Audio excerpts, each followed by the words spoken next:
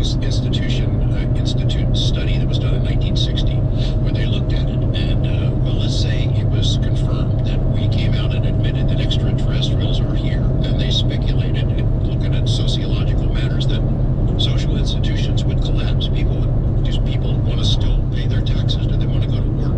It was so overwhelming. The fact that we, a lesser species, have been discovered by something more intelligent. We know from human history how that works out.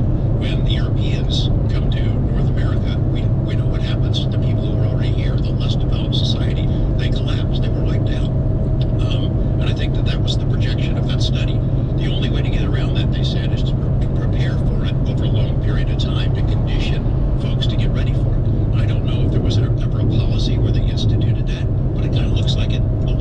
UFO and alien movies and TV shows and X-Files, this and books and reports and children's cartoons. It almost looks like we've been conditioned to get ready for it for the last 60 years.